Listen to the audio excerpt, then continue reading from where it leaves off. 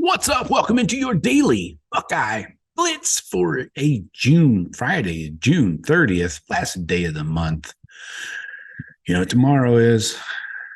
Can't sing it yet. Anyway, welcome to your daily Blitz. I'm your host, Joe from the Buckeye Cast, bringing it to you. Today, we're talking some recruiting. I know some people complain we talk too much recruiting. Today, we're going to get back into it. We want to kind of reset the board, reassess, take a step back. After all these visits back in June, Buckeyes hosted a ton of people, offense and defense. Today, we're going to focus on offense, though.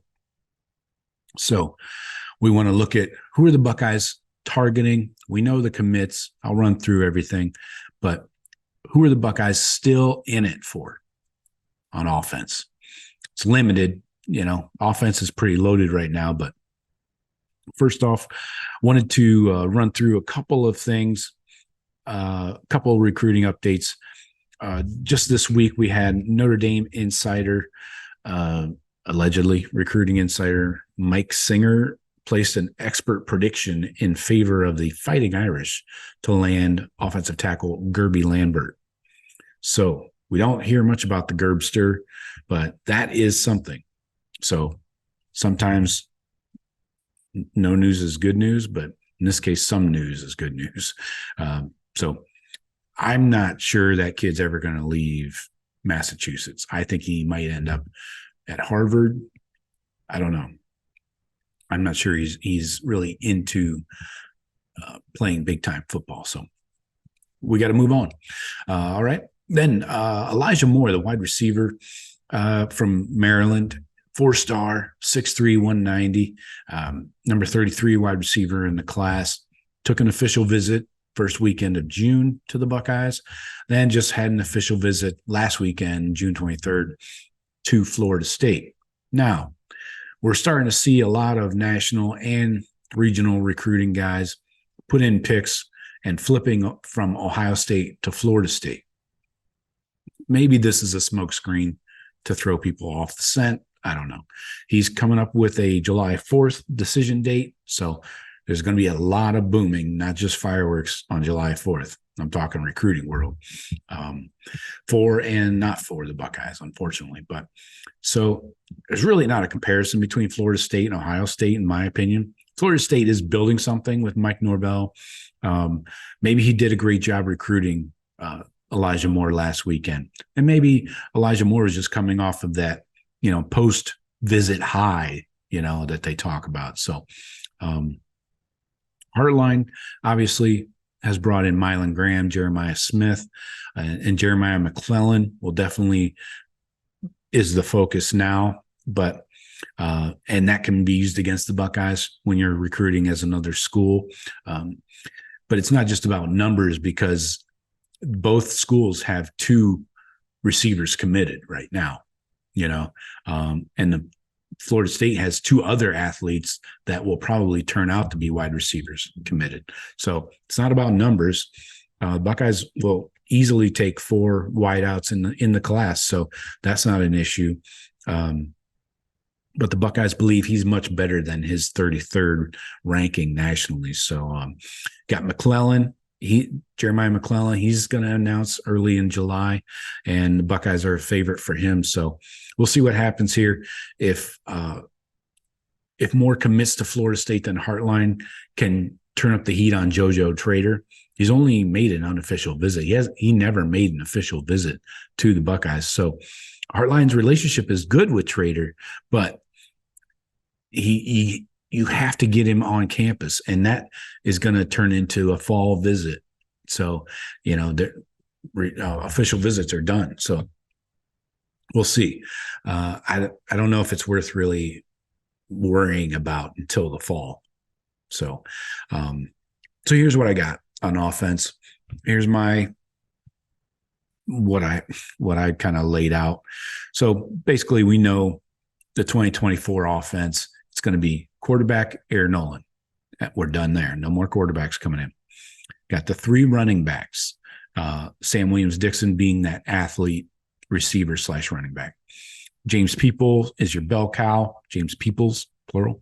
And then Jordan Lyle is that back from is it St. Thomas Aquinas, I believe, South Florida. Anyway, so you got 3 running backs. Then you got wide receivers. You're probably going to take 3 to 4. 4 max, probably 3 minimum. Mylan Graham, 5-star in. Jeremiah Smith, 5-star in. Don't worry about Jeremiah Smith taking visits all around the world. He's just doing it. He's living up the recruiting life. So you can't blame the guy for that. Now you got Jeremiah McClellan out there. He's a high 4-star. Buckeyes really want him. He's out of St. Louis, same high school as Cam Babb and Cam Brown. So you got that recruiting angle. Those guys can work on him if you need him to.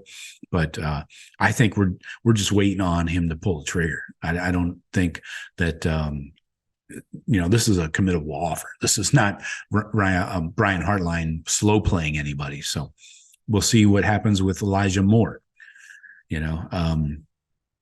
And then JoJo Trader. If Elijah Moore falls to Florida State, then you got to get JoJo Trader on campus, as soon as possible.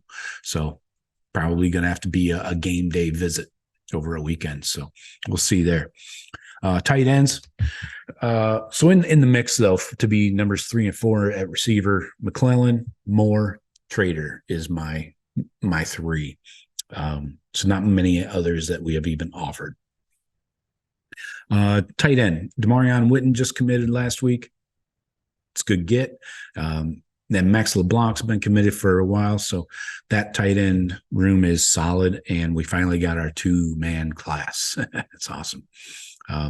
O-line, going to take 5 to 6. Ian Moore, number 1 tackle in the country, Buckeye in. Mark Nave in. The Armstrong twins in. So that's your 4. But Nave and the Armstrong twins are more that developmental project type. They're not coming in ready to start at O-line for the Buckeyes just yet. Now, the one recruit hanging out there at tackle, big game hunting, is Brandon Baker from Mater Dei out in California. Still, the Buckeyes, we haven't seen any movement on his recruitment yet. We don't see a lot of action or hear a lot of things on Baker, but I think we've got a really solid chance here. Don't forget Justin Fry coached out at UCLA for a few years under Chip Kelly. He's seen Brandon Baker in high school prior to coming to the Buckeyes. So I think Brandon Baker is a real possibility for OSU. It's just a matter of keeping that connection, and can you fight off the other schools that are coming after him? Obviously, being in California at Mater Dei is always a USC stronghold. It's really hard to crack that wall and pull kids out of there. So especially to the Midwest. So offense, we're looking at 15 to 16 total dudes we're bringing in. So that's all I got for you today. We'll hit the defense in a couple days, and that's it. Talk to you later. Go Bucks.